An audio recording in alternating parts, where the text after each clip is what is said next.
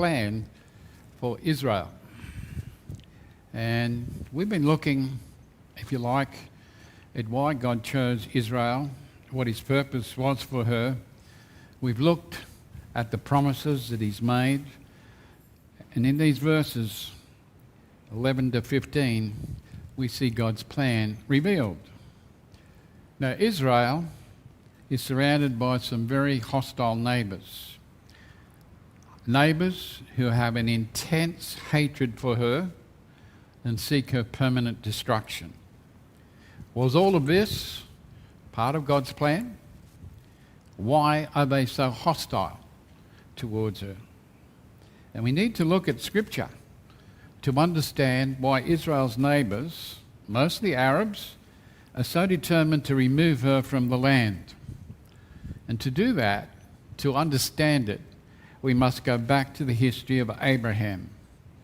To understand that Abraham was responsible for Israel and he was responsible for the Arab nations. It was from his loins that both these nations came into being. And you might say, well, how is that so? Well, we're going to have a brief look. It's not a complete history, but it's to give you an understanding of why we have what we have. And the first thing I've called it is the problem of acceptance. Now, when we look at Abraham, we look at his story. When Abraham was in Canaan, there was a famine. Food was scarce, and Abraham, in his wisdom, decided he would go down to Egypt to find food so that he and his family wouldn't starve. So here is a picture of Abraham, to whom God made the promise concerning the land, being Canaan, and from him would come a great nation. And that's the promise that God had made to Abraham. And here he is, not trusting God to deliver what he needs. And so he abandons the land of Canaan and goes to the land of Egypt. At this point in his life, he has stepped out of the will, he has stepped out of the plan of God, and he goes it alone. And he goes it alone, and there are serious ramifications, not only for him, but for the future in what he does. It wasn't very long when he's in Egypt, when Sarah, his wife, caught Pharaoh's eye. And he decided he wanted to add her to his harem. And Abraham, instead of telling Pharaoh the truth, that Sarah was his wife, lied and said she was his sister. Not a good start. And it didn't take long for things to unravel at this point. Pharaoh found out he'd been lied to, and he quickly threw Abraham and Sarah out of Egypt. Now, I'm summarising. You can look at it in the book of Genesis, and you can see it all in detail. But this is a summary of his history. Now, the point is, Abraham left Canaan, left the promised land to go to Egypt to find food. So much for that idea, as he must leave now. But he doesn't leave empty-handed.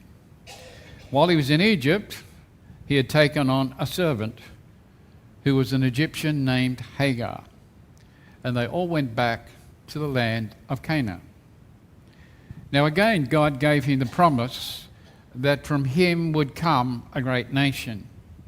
And summarising what happened, they didn't believe God could deliver on his promise. Sarah was old, and so she took matters in her own hands and encouraged Abraham to have sexual relations with Hagar, which he did, and had a son called Ishmael. And you'll find that in Genesis 16. So what we find out is that in Abraham's family tree, and if we look at the family tree, we find, here's Abraham's family tree. A very brief summary. Abraham, you have Sarah, his wife, plus his surrogate wife, Hagar. Sarah has Isaac. They have two boys, Esau and Jacob, and from them, two nations, Edom and Israel. You have Ishmael, who became the father of the Arab nations. Now that's important to understand. And that's why I said Abraham was responsible for Israel coming into existence and also the Arab nations. Now Ishmael, even though he was born to Hagar, wasn't the son through whom God would bring out his Jewish people and his Messiah with his plan of redemption. And we find that very clearly in Genesis 21, 8 to 13. Isaac grew, and when he became old enough to eat food, Abraham gave a great feast. But Sarah saw Ishmael making fun of Isaac. Ishmael was the son of Abraham by Hagar, Sarah's Egyptian slave. So Sarah said to Abraham, "Throw out this slave woman and her son. Her son should not inherit anything. My son Isaac should receive it all." This troubled Abraham very much because Ishmael was also his son. But God said to Abraham, "Don't be troubled about the boy and the slave woman. Do whatever Sarah tells you. The descendants I promise you will be from Isaac. I will also make the descendants of Ishmael into a great nation because he is your son too." It was because of Abraham's disobedience that there is so much conflict in the family. And Ishmael was indeed the father of the Arab nations, while Isaac would represent the Jewish nation. So here you've got Abraham fathering two sons, and you've got two nations. That's why there has been a continuing conflict even to our day. They just don't get along. Now, as we look at Genesis 16, we find this. The angel of the Lord found Hagar beside a spring of water in the desert by the road to Shur. The angel said, "Hagar, Sarah's slave girl, where have you come from? Where are you going?" Hagar answered, "I'm running away from my mistress Sarah." The angel of the Lord said to her, "Go home to your mistress and obey her." The angel said, "I will give you so many descendants they cannot be counted." The angel added, "You are now pregnant and you'll have a son. You'll name him Ishmael because the Lord has heard your cries. Ishmael will be like a wild donkey. He will be against everyone and everyone will be against him. He will attack all his brothers." Now I'm giving you the scriptural account here. This is not what the secular world wants to know, but this is the biblical account of why we have so much trouble between the Jewish people and the Arab nations. And in Genesis, again, chapter 17, it says this: "Then Abraham said to God, 'Please let Ishmael be the son you promised.' God said, 'No, Sarah your wife will have a son, and you will name him Isaac. I'll make my agreement with him to be an agreement that continues," how long? "Forever, with all his descendants. As for Ishmael, I have heard you. I'll bless him, give him many descendants. I will cause their numbers to grow greatly. He will be the father of 12 great leaders, and I will make him into a great nation. But I will make my agreement with Isaac, the son whom Sarah will have at the same time next year." After God finished talking with Abraham, God rose and left him. So that's to give us an understanding, a biblical one. Oops. And you have here, if you look at those, read through those scriptures in Genesis, what you'll find is Esau's descendants. Esau had 3 wives, Adah, Basmah, and Ohiblah. Esau's 5 sons, Eliphaz, Ruad, Jeshu, Jalam, and Koran. And then you have his 10 grandsons, all listed there. Now, the scriptures make it plain that Ishmael was not the promised seed. And today the Arabs nations will say, he was the firstborn, so he's entitled to the land. God said that's not to be. That's why there's conflict.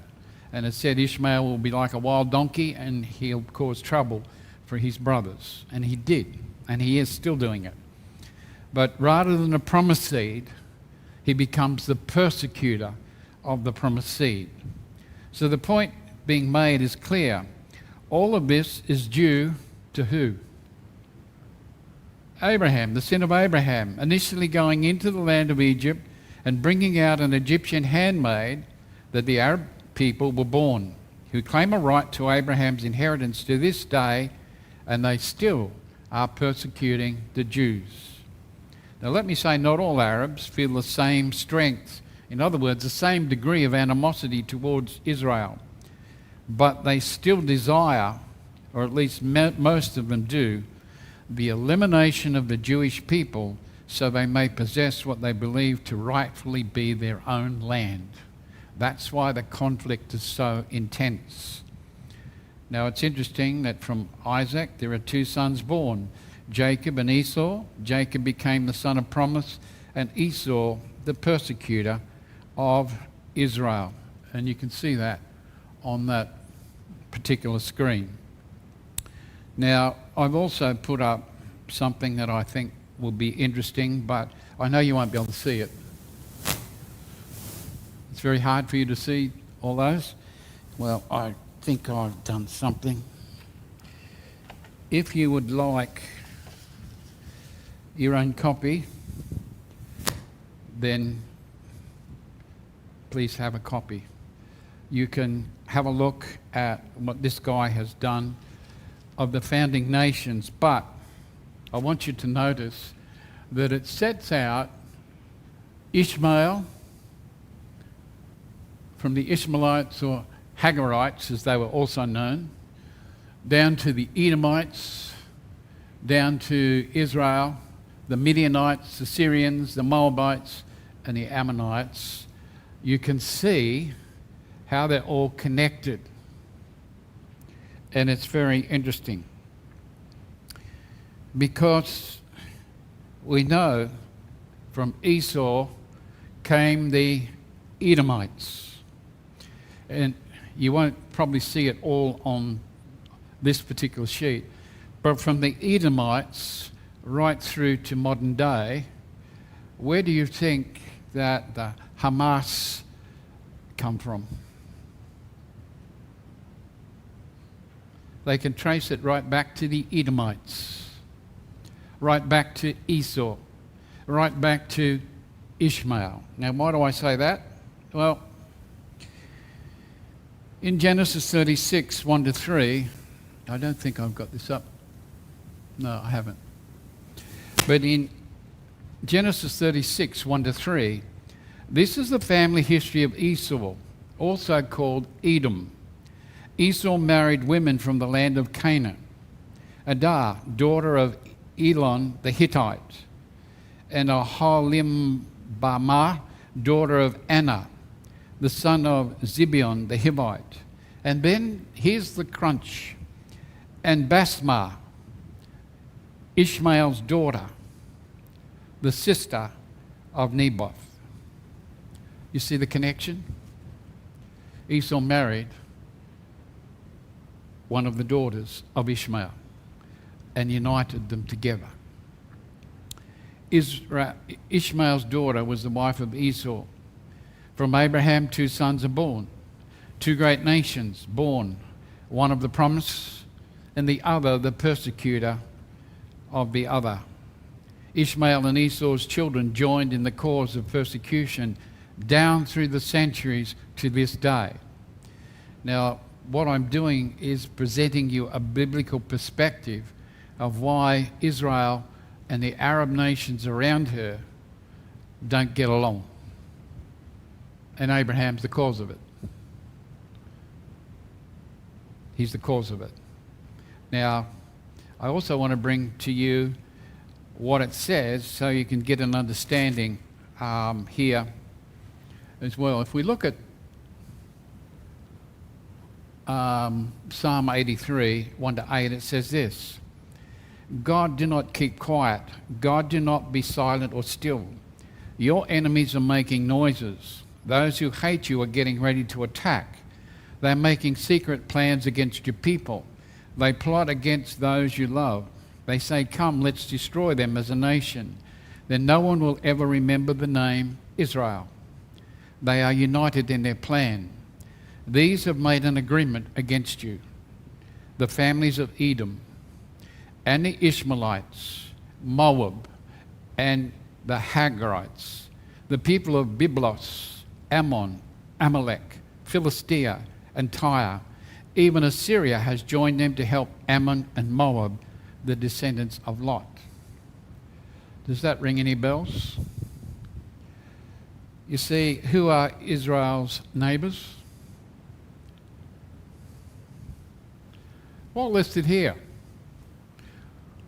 And what are they planning to do? Eliminate her. Here it is in Scripture. It makes no bones about what their goals are. And that's why we've got the conflict that is there. Those nations are all plotting together so that they can wipe Israel off the map. All ancestors of Ishmael and Esau, the Edomites. Remembering what God said, Ishmael will be like a wild donkey who causes problems and conflicts with his brothers. Who were his brothers? Israel. They were his brothers. Now, I'm not saying every Arab nation is a persecutor of Israel, but there have been many throughout history who have been, and there are many who surround Israel today, all who want to see her destroyed. They still like to have and want to take possession of the land which they believe rightfully belongs to them because of Ishmael being the firstborn. So that gives you some insight into why the conflict is so great. And that's why the conflict still raises its head again and again and again, along with other nations who they've entered into alliances with for the demise of Israel for their own reasons, have formed alliances with the Arab nations. The question is, will they be able to achieve their goals of permanently eliminating Israel? The scriptures make it plain. There's not a chance that it's going to happen. Jeremiah 31:37 and Deuteronomy 14:2 make it plain. God has a purpose and a plan for Israel that cannot be changed by man or by any nation. And it's interesting that I found this map that probably gives us some understanding of what is at stake. Now, we've seen that Israel is only a small slither of land, but God promised Abraham everywhere his foot went that he would give to the nation of Israel. You know what that looks like on a modern map?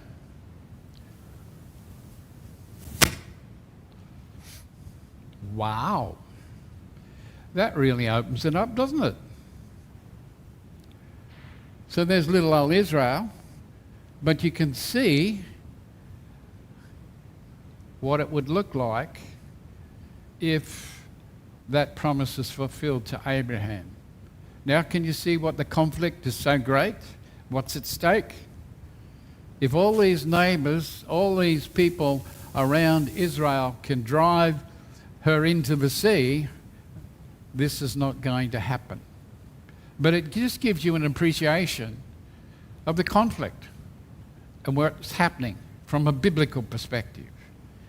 Now, the secular world's not going to give you this, but the scriptures will, because God's got a plan for Israel. He doesn't endorse everything that Israel does, and they'll be judged accordingly.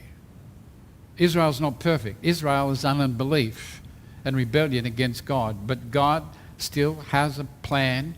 He still has promises that he's given to her that are not conditional upon her behaviour.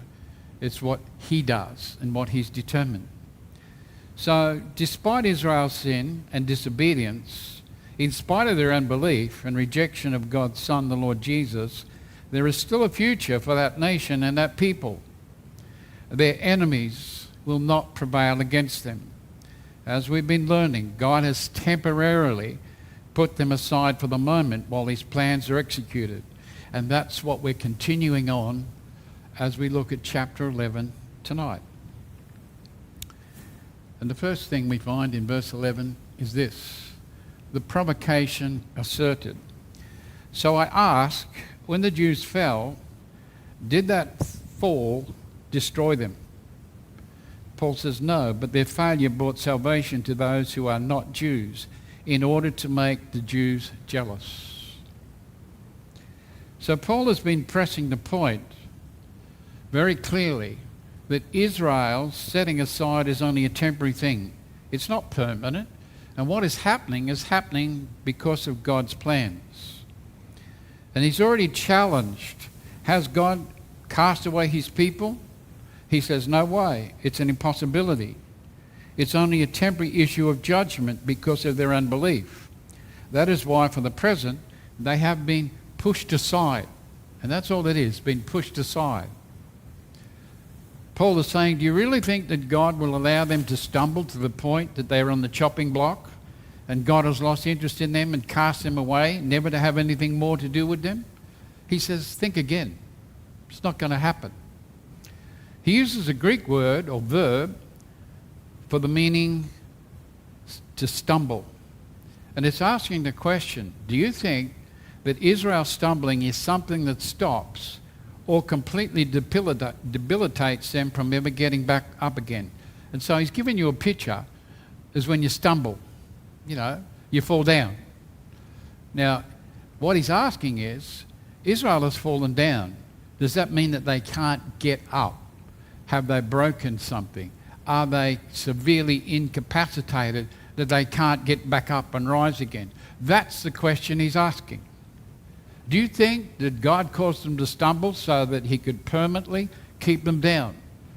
And the answer is no, he hasn't. Has this stumbling that is happening to them, is it something they'll never recover from? Will they never see the promises of God fulfilled? And Paul is saying it's never going to happen. He will fulfill his promises. Now, what caused them to stumble in the first place? Very clearly, their rejection of Jesus Christ, their rejection of the gospel.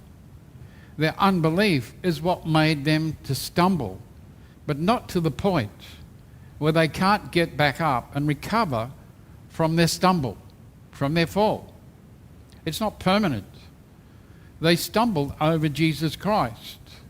He is their stumbling stone, but it's only temporary. Now, why did they fail or fall? It was because of their sin, because of their rejection. All of this was part of God's plan. He allowed this to happen. Why? So that the good news of Jesus Christ would come to the Gentiles, to allow them to become the people of God's blessing. It's not putting them aside. It's saying that because of their rejection, the door opened, the opportunity came for the good news of Jesus Christ to go to the Gentile world.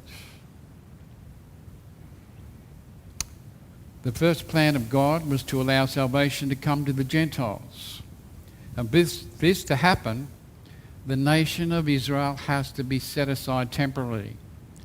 Now, if they'd been the people God wanted them to be, in other words, his witnesses, then we as Gentiles probably wouldn't have even got a look in. That's just speculation. We have received salvation, but we've also have the privilege and responsibility to be standing in the place they have left because of their unbelief. It is because of their temporary setting aside that we are in this unique position, and we have been blessed because of it. Now, the second part of God's plan was done for one reason: to provoke the Jewish nation to jealousy. indicating this was only something done so that the purpose could be accomplished. They were set aside so that salvation came to the Gentiles. And it came for God to bless the Gentiles to make them jealous of what they saw. So the first part of God's plan for Israel, they would stumble. It would open the door for salvation to the Gentiles so the Gentiles could take salvation to the world. That's what God originally intended for Israel to do, to be his witnesses and take the gospel to the whole world. Now, salvation coming to the Gentiles wasn't just some sort of afterthought in the mind of God. It was God's original intention to use Israel to reach the whole world. And because they rejected that calling, God reached out to the Gentiles. Now this is confirmed in Acts chapter 13:46. But Paul and Barnabas spoke very boldly, saying, "We must speak the message of God to you first, but you refuse to listen. You are judging yourselves not worthy of having eternal life. So I'll now go to the people of other nations." In other words, here were Paul and Barnabas preaching the good news of Jesus. It was being rejected. People weren't listening. So they decided and determined that they would take the message to the Gentile nations. Now the second part of God's plan for allowing Israel to stumble and bring salvation to the Gentiles was to make the Jewish people jealous, so they would want what the Gentiles had. It wasn't given to destroy them, it was to provoke them to jealousy. Now, it's hard to get our head around that word jealousy, because what does it mean when someone's jealous?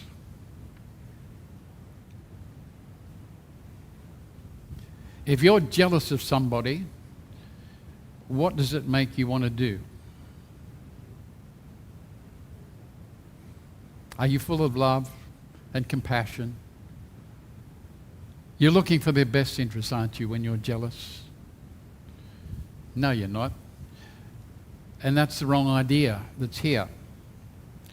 The word jealousy here is used in the positive sense, and it means to admire, to emulate, to strive after. And the picture being painted is that Israel would see the Gentile church in action. They would see how blessed she is, and they would understand what it is like to know Christ and how he has enriched and blessed their lives. And then they would look at their own lives and say to themselves, look what we've missed out. Look at what we've given up. We want to be part of this blessing. That's the idea of provoking to jealousy. Now, having said that, this would be a bitter pill to swallow for many Jewish people. Why? Because when you look at the history, the world history, have Gentiles been guilty of hating Jews?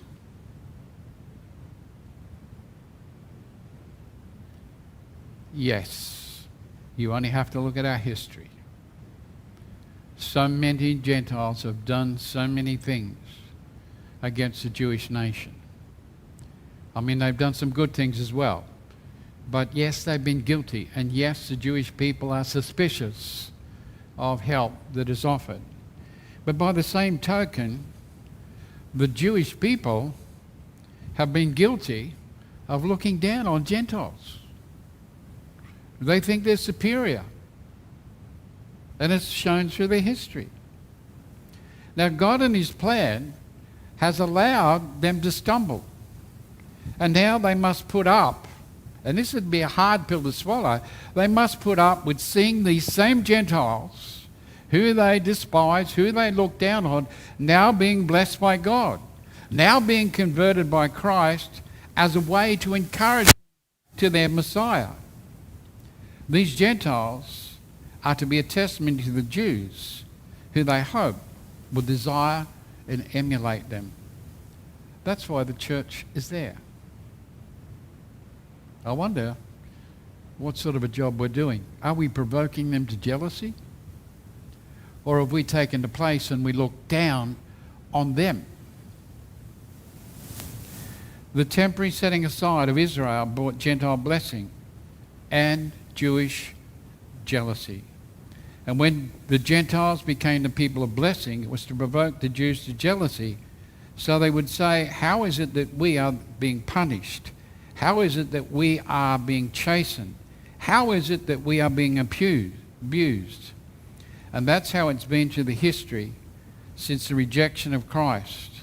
From 70 AD, the desolation of Jerusalem by the Romans, right up to modern times, they've been a people under tremendous persecution and pressure from all these centuries. And the Church of Jesus Christ has been the blessed, and Israel has been the chastened. And it is to provoke them to jealousy that they might be drawn back to God and back to Christ, to the roots of blessing. Now, I've reached our time already, so I will leave it there. But it's to give you an understanding of why the conflict we have in Israel is there. It's a biblical thing. And when Western minds go into the Middle East, we don't think the same as they do. And we can't understand why it's a centuries-old feud. But it goes right back to the times of Abraham. It goes right back to Ishmael. It goes back to Esau, his descendants. They would have a great nation, the Arab nation. And of course, Israel would be made a great nation. Conflict over what? Over land, over the rights to the land that God has specifically said belongs to Israel. That's why the fight is happening. And that's why it will continue until the Lord returns. So I hope that's helped a little bit in understanding why we have the conflict there. We're not going to solve it, but the Lord will. As we close, we're going to stand as we sing 110, just the first verse and chorus of 110.